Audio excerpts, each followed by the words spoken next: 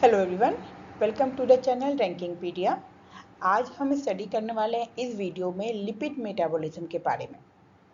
Lipid metabolism में भी जो हम स्पेसिफिकली बात करेंगे वो करेंगे कि किस तरीके से लिपिड का मेटाबॉलिज्म ह्यूमंस बॉडी में होता है, साथ में किस प्रोसेस से होता है। उस प्रोसेस का नाम है बीटा ऑक्सीडेशन।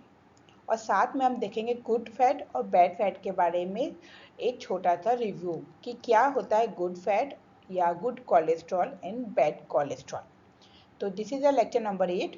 तो स्टार्ट करते हैं। तो द क्वेश्चन इज लिपिड क्या होता है, हम देख चुके हैं उसका स्ट्रक्चर क्या है। तो अगर हम बात कर रहे हैं लिपिड के मेटाबॉलिज्म की, ठीक है, तो किस तरीके से उसका ऑक्सीडेशन यानी कि कैसे लिपिड को ब्रेक डाउन करके आपकी बॉडी यूटिलाइज करती है, ठीक है। तो fatty acid undergo beta oxidation to generate a ATP in a mitochondria matrix. तो बेसिकली क्या है, फैटी एसिड का जो ऑक्सीडेशन है उसका नाम है बीटा ऑक्सीडेशन, जिसके ज़रिए एटीपी जनरेट होता है। और इसका लोकेशन क्या होगा, लोकेशन है माइटोकॉन्ड्रिया का मैट्रिक्स, ठीक है। यानी कि साइटोसॉल टू हम पढ़ते साइटोसॉल में ढेर सारे सेल ऑर्गेनेल्स होते हैं, वहाँ पे एक माइटोकॉन्ड्रिया भी होता है, पावर हाउस ऑफ सेल है। उसके मैट्रिक्स में यानी कि लोकेशन क्या है, माइटोकॉन्ड्रिया का मैट्रिक्स, जहाँ पे आपका लिपिड का मेटाबॉलिज्म होता है। किस प्रोसेस से, बीटा ऑक्सीडेशन से। Next point is the fatty acid oxidation is the primary source of the ATP when the glucose level are low in a cell. तो जब आपकी बॉडी में ग्लूकोज का लेवल लो होता है तो जो फैटी एसिड का ऑक्सीडेशन है वो एक प्राइमरी सोर्स का काम करता है एटीपी के प्रोडक्शन के लिए। If glucose cannot provide a pyruvate to generate acetyl coenzyme, then fatty acid oxidation provides the acetyl coenzyme A to initiate the TCA cycle. तो हमने ये तो पढ़ लिया कि भाई ग्लूकोज जब आपकी बॉडी में नहीं है तो बीटा ऑक्सीडेशन, फैटी एसिड का ऑक्सीडेशन जब होता है तो वो आपका प्राइमरी सोर्स काम कर रहा है, मेन सोर्स काम करता है एटीपी के प्रोडक्शन का। बट बात होती है कैसे। तो कैसे का आंसर ये है कि जब ग्लूकोज का लेवल कम होगा तो डैट मीन्स ग्लाइकोलाइसिस के बाद जो एसिटिल कोएंजाइम हमारा पाइरूवेट से एसिटिल कोएंजाइम बनता है वो प्रोसेस नहीं होगा। अब जब वो प्रोसेस नहीं होगा तो एसिटिल कोएंजाइम ही नहीं रहेगा तो हमारा क्रेब्स साइकिल टीसीए जो है, टीसीए साइकिल वो रन नहीं करेगा। तो उस टाइम पे लो ग्लूकोज लेवल पे जो लिपिड होता है, ये लिपिड ही आपको क्या करता है, एसिटिल कोएंजाइम ए प्रोवाइड करता है कि जिसके ज़रिए क्या होगा, आपका टीसीए साइकिल रन कर पाएगा।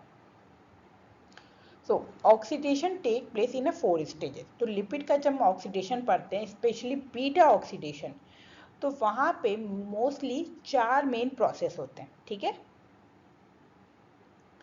The first process is dehydrogenation. Dehydrogenation, D मतलब होता है रिमूव करना, हाइड्रोजनेशन मतलब हाइड्रोजन, यानी कि यहाँ किसकी बात हो रही होगी, एक हाइड्रोजन रिमूव हो रहा होगा, ठीक है। हाइड्रेशन, हाइड्रेशन मतलब वाटर का ऐड होने की बात कर रहे हैं, H2O, ठीक है, हाइड्रेट कर रहे हैं। सेकेंड स्टेप आता है ऑक्सीडेशन, यानी कि ब्रेक डाउन होगा, कोई अगर लॉन्ग चेन होगी तो वो क्या हो जाएगी, ब्रेक डाउन होगा। That last one is a thiolysis, ठीक है। यहाँ पे क्या होगा, बेसिकली आपका जो भी प्रोडक्ट उस समय फॉर्म हुआ होगा ना, थायोलाइसिस एंजाइम के कारण एक एसिटिल को एंजाइम वहाँ से एक रिमूव हो जाता है जो कि क्रेब्स साइकिल में जाएगा, और बाकी जो लिपिड का पोर्शन बचा वो अगेन रिसाइकिल होने के लिए चला जाता है। अब इस 4 जो स्टेप हो रहे हैं यानी कि बीटा ऑक्सीडेशन के प्रोसेस में जो कि माइटोकॉन्ड्रिया के मैट्रिक्स में हो रहा है, उसके 4 स्टेप हैं। पहला है dehydrogenation, second one is a hydration, third one is a oxidation, and the last one is a thiolysis.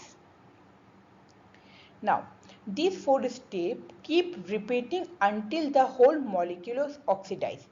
Each of these 4 stages is catalyzed by a different enzyme. तो बेसिकली ये प्रोसेस कंटिन्यूस साइक्लिक फॉर्म में run करता रहता है तब तक जब तक पूरे के पूरे मॉलिक्यूल का अच्छे से ऑक्सीडेशन ना हो जाए, ठीक है, यानी कि कंप्लीट ऑक्सीडेशन पूरा होना चाहिए, तब तक ये प्रोसेस रन करता रहता है। सेकेंड पॉइंट कि हर एक स्टेप में एक डिफरेंट एंजाइम होगा, क्योंकि जब स्टेप अलग है तो जाहिर सी बात है उनको काम करने वाले एंजाइम डिफरेंट होंगे। तो वन बाय वन हम स्टेप्स देख लेते हैं। The first one step is dehydrogenation. अब देखिए इस प्रोसेस में क्या है, in this is the first stage. The enzyme acetyl coenzyme A dehydrogenase oxidize acetyl coenzyme by removing the hydrogen atom between the second and the third, यानी कि carbon number 2 and carbon 3 of the acetyl coenzyme chain. This formed a double bond between the carbon C2 and the C3, and the end product of this reaction is a trans delta 2 enol coenzyme A. तो dehydrogenation process में क्या हुआ, basically जो enzyme आता है वो है enzyme acetyl coenzyme ए dehydrogenase, जो क्या करता है, ऑक्सीडाइज करता है एसिटिल कोएंजाइम ए को और रिमूव करता है, क्योंकि डिहाइड्रोजनेशन है मतलब हाइड्रोजन को रिमूव करेगा. तो ये हाइड्रोजन को जब रिमूव करता है कार्बन नंबर सेकेंड और थर्ड के पास से, ठीक है, of the acetyl coenzyme chain, जो एसिटिल कोएंजाइम ए की चेन है वहाँ से क्या किया उसने, एक हाइड्रोजन को रिमूव किया. जब हाइड्रोजन एक रिमूव कर देता है तो कार्बन नंबर 2 और कार्बन नंबर 3 के बीच क्या हो गया, आपका डबल बॉन्ड हो गया. और एंड में इस रिएक्शन के क्या बनेगा, हमारा trans delta 2 enol coenzyme A बना. Now the second stage is a hydration. ठीक है, हाइड्रेशन में क्या हुआ, अब देखिए the second stage require a water to carry out the hydration. जाहिर सी बात है हाइड्रेशन में वाटर रिक्वायर्ड होगा. In this stage the enzyme enol coenzyme hydrolase add water across the double bond between the carbon 2 and carbon 3. तो जो first step में carbon single bond hydrogen remove होकर डबल बॉन्ड बना, उस double bond पे अब क्या हुआ, वाटर ऐड होगा. This replaces the double bond with a hydroxyl group in a carbon number 2, resulting in the formation of L-beta hydroxyl acyl coenzyme A. तो अब क्या बन गया, बेसिकली जो कार्बन नंबर 2 है वहाँ पे एक OH ग्रुप ऐड हो गया और अब उस प्रोडक्ट को हम कहेंगे L-beta hydroxy acyl coenzyme A. Now third step है ऑक्सीडेशन. तो ऑक्सीडेशन में क्या होगा, बेसिकली अब ब्रेकडाउन होगा. ठीक है, तो in this third stage NAD+ oxidise the hydroxyl group in a carbon number 2 of the L-beta hydroxy acyl coenzyme A. This reaction is catalyzed by the enzyme 3-hydroxy acyl coenzyme A dehydrogenase, which generate NADH. NAD+ का क्या oxidation हुआ और ये NADH में change हो गया. Beta keto acyl coenzyme A and NADH plus hydrogen ion are the two end product of the oxidation. तो ये ऑक्सीडेशन प्रोसेस में क्या हुआ, आपका एक NADH बना, साथ में beta keto acyl coenzyme A बना. The last step is the thiolysis. In this fourth stage a thiO group यानी कि SH ग्रुप, इसे ही हम thiO ग्रुप कहते हैं, of the another coenzyme A cleave the beta keto coenzyme A between the carbon number 2 and the 3. The reaction is catalyzed by the enzyme beta keto thiolase. ठीक है, एक enzyme है beta keto थायोलाइज जो क्या करता है, कार्बन नंबर 2 और carbon number 3 पे क्या हुआ, उसने क्लीव किया और एक दूसरा हमारा थायो ग्रुप वहाँ पे ऐड कर दिया. दैट ये the end product of are newly acid coenzyme A chain that is a 2 carbon shorter than the original acetyl coenzyme A at the start of the beta oxidation cycle, and the acetyl coenzyme A molecule with the original two first carbon number 2 and carbon number 3. तो थायो group में क्या हो, एक another SH group add हुआ, ठीक है, molecule के ऊपर, और उसके बाद जो कार्बन नंबर 2 और कार्बन नंबर 3 के बॉन्ड पे जो वर्क हो रहा था वहाँ से क्या हो, वो रिमूव हो गया. 2 कार्बन का एसिटिल कोएंजाइम A प्रोडक्ट एक निकल गया और एक एसिटिल ग्रुप कहाँ हो गया, कार्बन नंबर 3 पे प्रेजेंट होगा और 1 and 2 as a acetyl coenzyme के फॉर्म में निकल गया. अब ये एसिटिल कोएंजाइम क्या होगा, TCA साइकिल में जाएगा. अब ये जो 4 स्टेप हैं वो चारों स्टेप साइक्लिक फॉर्म में किस तरीके से रन करते हैं उसे हम अभी देखेंगे, लेकिन उसके पहले कुछ इंपॉर्टेंट पॉइंट्स लिख लेते हैं.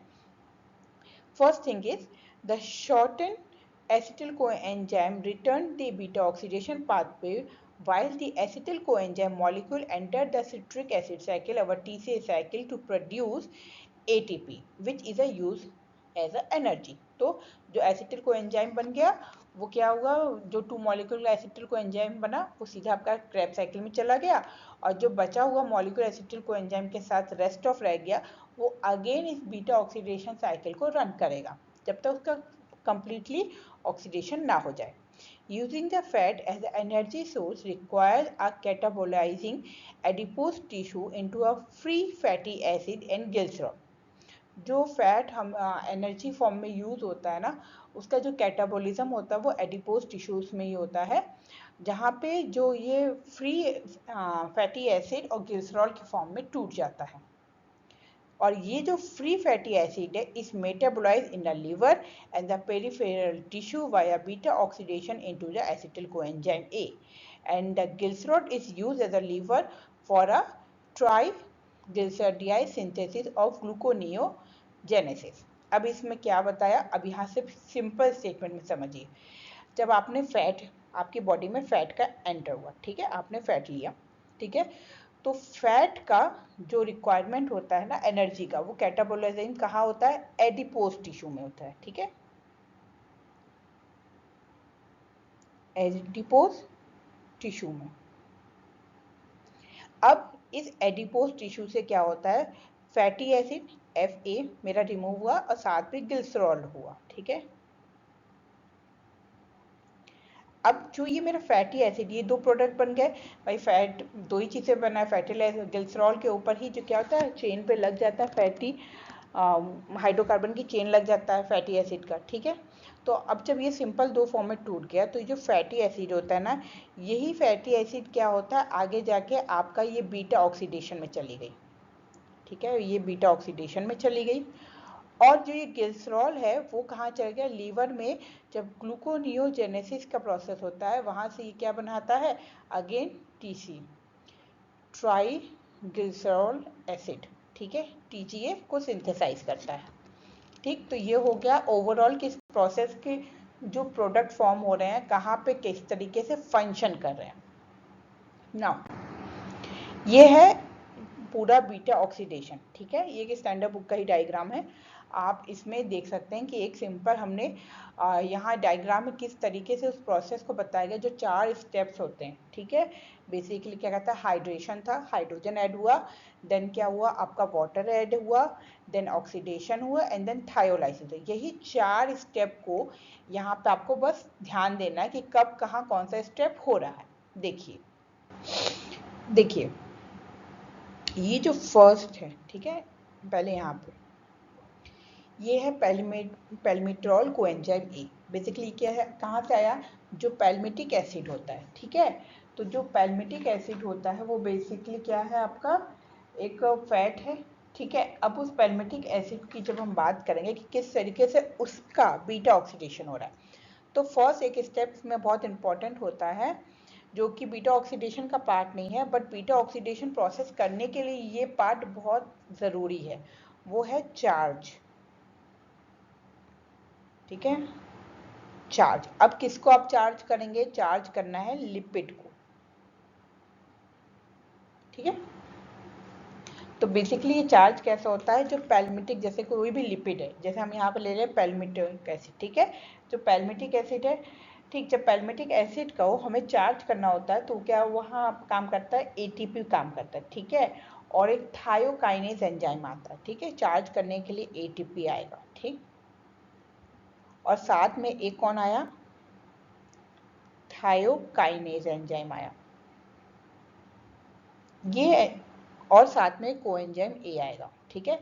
ये तीनों मिलके क्या करते हैं, इस फैटी एसिड को चार्ज कर देते हैं, ठीक है. ये वो 3 मॉलिक्यूल जो फैटी एसिड को चार्ज कर देते हैं.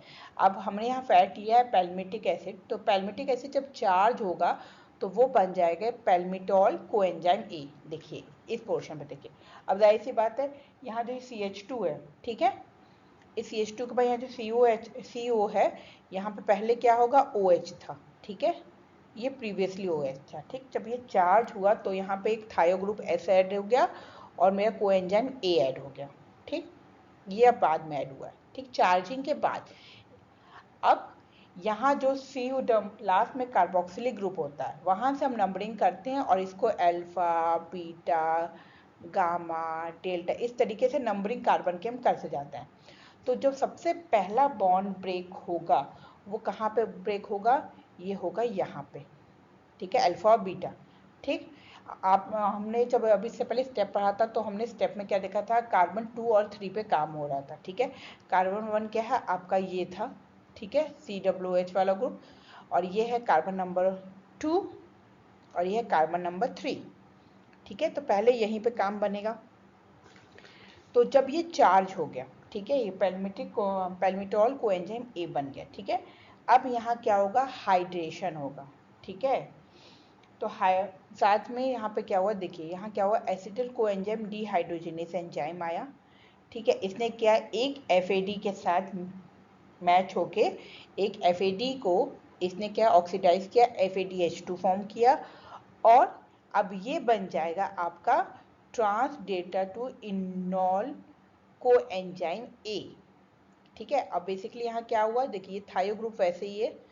ठीक, यहाँ CO ग्रुप वैसे ही है। यहाँ क्या हुआ? यहाँ पे देखिए कार्बन नंबर 2 और 3, ये कार्बन नंबर 2 और ये कार्बन नंबर 3, इन दोनों के बीच सिंगल बॉन्ड है।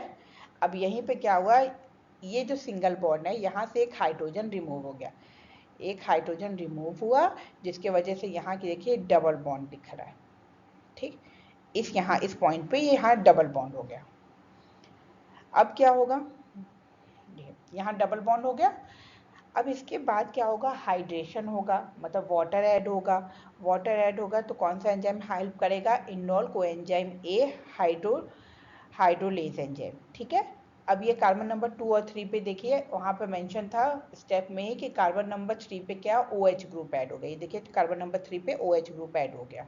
ठीक, और अब इसको हम क्या करेंगे? L beta hydroxyl acetyl coenzyme A। इसके बाद NAD प्लस और NAD प्लस आता है क्योंकि ऑक्सीडेशन प्रोसेस होगा। कौन सा एंजाइम हेल्प करेगा? Beta hydroxy acetyl coenzyme A dehydrogenase enzyme help करेगा और यहाँ NAD प्लस का ऑक्सीडेशन रिड्यूस होकर क्या बन गया? NADH बन गया। नाउ अब इस स्टेप पे जो प्रोडक्ट बनता है उसे हम क्या कहेंगे? Beta keto acetyl coenzyme A। ठीक है, ये हमारा प्रोडक्ट हो गया। अब यहाँ पे OH ग्रुप ऐड हुआ था। ठीक है, अब यहाँ पे देखिए यहाँ क्या हुआ?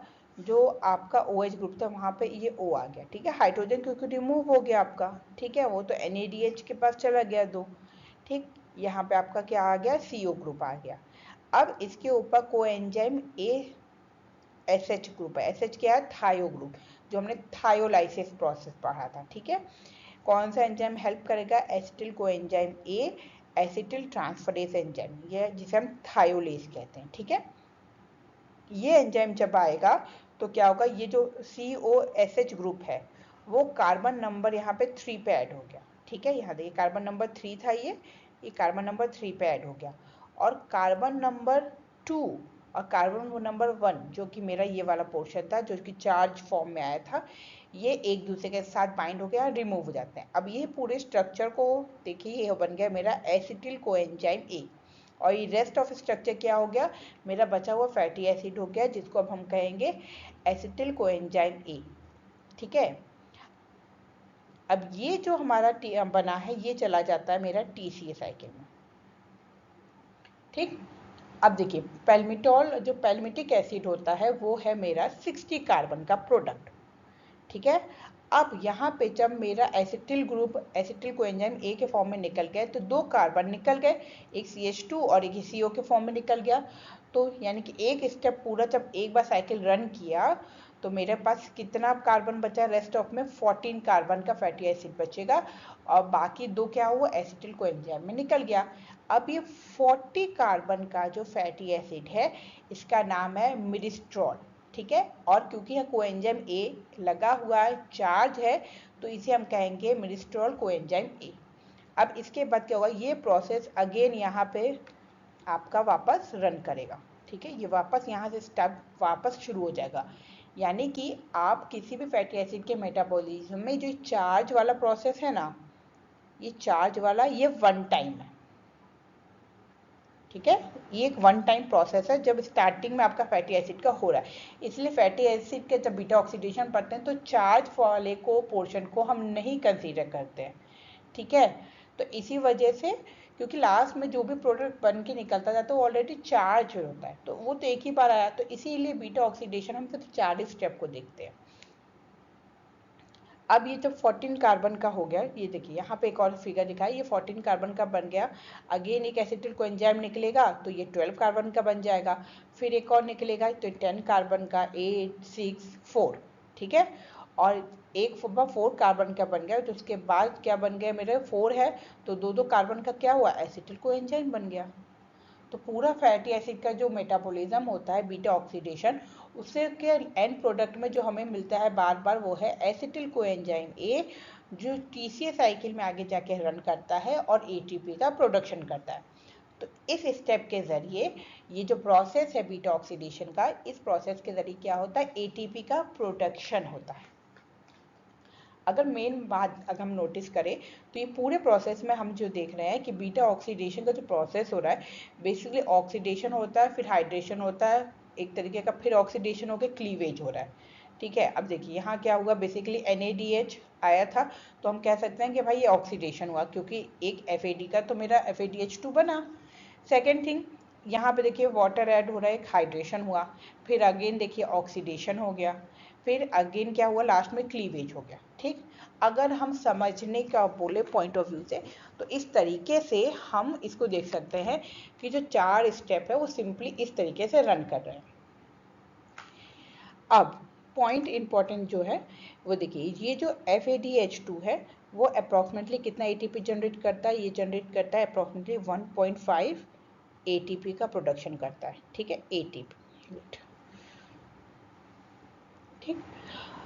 और जो आपका NADH है उसका होता है आई थिंक 2.5 ATP। तो ये सब भी क्या है, ATP में अगेन टीसीए साइकिल के जरिए चले। तो बात कर लेते हैं अब हम लोग कोलेस्ट्रॉल के बारे में, ठीक है।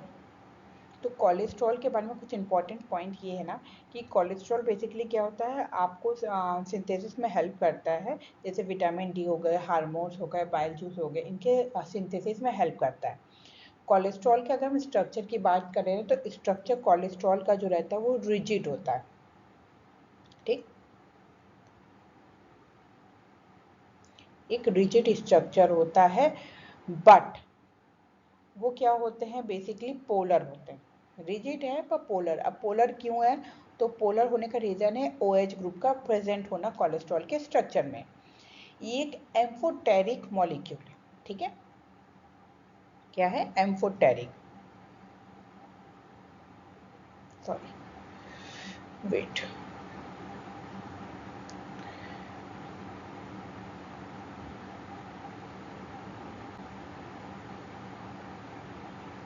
एम्फोटेरिक मॉलिक्यूल है। अब बात कर लेते हैं कि कोलेस्ट्रॉल में गुड कोलेस्ट्रॉल की और बैड कोलेस्ट्रॉल की, ठीक है। तो देखिए good cholesterol versus bad cholesterol.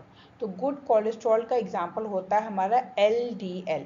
LDL क्या है, हाई डेंसिटी लिपोप्रोटीन। बैड क्या है, LDL, ठीक है। HDL मैंने गलत बोल दिया, HDL जो है वो गुड क्वालिटी है, H for high, D for density, L for lipoprotein, ठीक है। और एक बैड कोलेस्ट्रॉल होता है LDL, इनकी लो डेंसिटी लिपोप्रोटीन।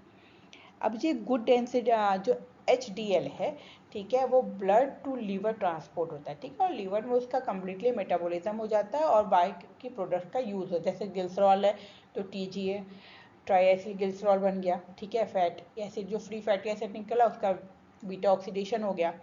बट जो बैड कोलेस्ट्रॉल है, ठीक है, वो लीवर से ब्लड के थ्रू क्या होता है, टिश्यूज में स्टोर हो जाता है, ठीक। अब जब ये ब्लड के थ्रू वेसल्स में ट्रांसपोर्ट होता है ना, तो ये ब्लॉक कर देता है रास्ता, ठीक है। जो वेन्स का टिश्यूज पे जाने के लिए, आने जाने के लिए जो वेन्स अवेलेबल, आर्टरीज अवेलेबल है, तो क्या होता है यहाँ पे, जैसे मान लीजिए कोलेस्ट्रॉल है, ठीक है, ये कोलेस्ट्रॉल ब्लड के साथ पास आउट हो रहा था और यहाँ पे ये थोड़ा सा रह गया, थोड़ा सा, ठीक है, और बाकी पास आउट हो गया। फिर अगेन जब ब्लड क्योंकि कंटिन्यू तो फ्लो कर रहा है, और ऐसे एक बार होने के बाद थोड़ा थोड़ा अमाउंट यहाँ स्टोर होता जाता है फैट का, लो डेंसिटी लिपोप्रोटीन का, एलडीएल का, ठीक है। और इस तरीके से एक टाइम के बाद क्या होता है कि यहाँ से जो ये ब्लड फ्लो हो रहा है ना, अब इसको यहाँ पे ब्लॉकेज मिलने लगता है, ब्रेक मिलने लगता है, वो कंटिन्यू फ्लो नहीं कर पाता। और इसी टाइप की एक जो डिसीज़ है, एक बीमारी है, जिसे हम कहते हैं एथ्रोसिरोसिस, ठीक है। इस डिसीज में क्या होता है, जो आर्टरीज का इंडोथीलियम लेयर होती है, ठीक है, वहाँ फैट स्टोर हो जाता है, जिसके वजह से आर्टरी ब्लॉक हो जाती है, प्लेक जमा हो जाता है, ब्लड क्लॉट होने लगता है, जिसके वजह से बीपी हाई होने लगता है, और जो आर्टरी होती है वो दिनों दिन थिन होती जाती है और डैमेज होती जाती है, ठीक है। तो ये एक बैड कोलेस्ट्रॉल का आपका डिसीज़ का एग्जाम्पल हो गया, ठीक है, कि किस तरीके से डिजीज़ होती है। जो फैट का डाइजेशन होता है आपके डाइजेस्टिव ट्रैक में, और जो एब्जॉर्प्शन होता है फैटी एसिड का, ठीक है, वो मोनो या आपका सिंपल ट्राई एसिड ग्लिसरॉल के फॉर्म में ही होता है, जो लिम्फ नोड के थ्रू ब्लड में जाते हैं, ठीक है। तो इस तरीके से आपका जो बैड फैट है, जो एलडीएल है, ठीक है, लो डेंसिटी लिपोप्रोटीन, ठीक, ये एक बैड कोलेस्ट्रॉल की कैटेगरी में आता है, जो आपकी बॉडी में डिफरेंट ब्लॉकेज करता है। कहाँ ब्लॉक करेगा, आर्टरीज हो गया, स्टोर में कर देता है, स्टोरेज जो इशू हो जाता है, एडिपोज टिश्यू में स्टोर हो जाता है।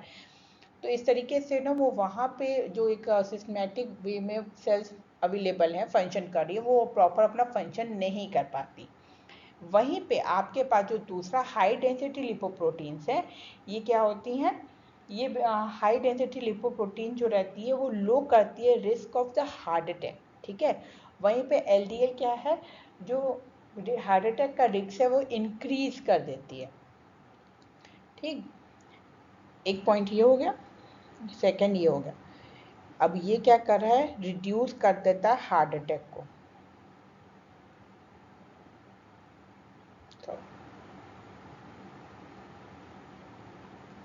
ठीक। और ये क्या करते हैं, इंक्रीज कर देते हैं, ठीक। ये हो गया एक डिसीज के बारे में। तो इस तरीके से कोलेस्ट्रॉल का इम्पैक्ट हम पढ़ते हैं ह्यूमंस बॉडी पे, कि किस तरीके से गुड कोलेस्ट्रॉल और बैड कोलेस्ट्रॉल काम करते हैं। सेकंड इंपॉर्टेंट है कि अब ये बैड कोलेस्ट्रॉल क्या है, तो जैसे फॉर एग्जांपल जैसे फास्ट फूड हो गए, ठीक है, या एक सिंपल ले लीजिए एग्जांपल ऑफ कोई भी चीज़ जिसको आप डीप फ्राई करते हैं ऑयल में, ठीक है। तो आप जब घर पे उसे डीप फ्राई करते हैं तो वो ऑयल आप रीयूज़ करके ख़त्म कर देते हैं। जैसे मैंने एक बार फ्राई किया, उसके बाद वो किसी ना किसी चीज़ में यूज़ होकर फिनिश हो चुका होता है, ठीक है। आप वो स्टोर करके तो नहीं रखते ना, लेकिन मार्केट में क्या होता है, जब कोई भी चीज़ डीप फ्राई की जाती है बहुत ज़्यादा अमाउंट में वो ऑयल यूज़ करते हैं, ठीक है, कढ़ाई में, जिस भी बर्तन में वो फ्राई कर रहे हैं, देन वो क्या करते हैं, उसी तेल को, क्योंकि उनका तेल तो बचा रहता है, नेक्स्ट डे भी उसी में और वो ऑयल ऐड करते हैं और उसे कंटिन्यू यूज़ करते जाते हैं। तो इस तरीके से एक बार बॉईल होता है, वो अगेन होता है, फिर अगेन होता है, तो इस तरीके से जो ऑयल का क्वालिटी है वो डिग्रेड हो जाता है और वो बच जाता है एलडीएल। तो जो भी डीप फ्राई चीज़ें अवेलेबल होती है मार्केट में, वो किस टाइप के तेल में, ऑयल में वो डीप फ्राई हुई है, ये इंपॉर्टेंट बहुत रोल प्ले करता है।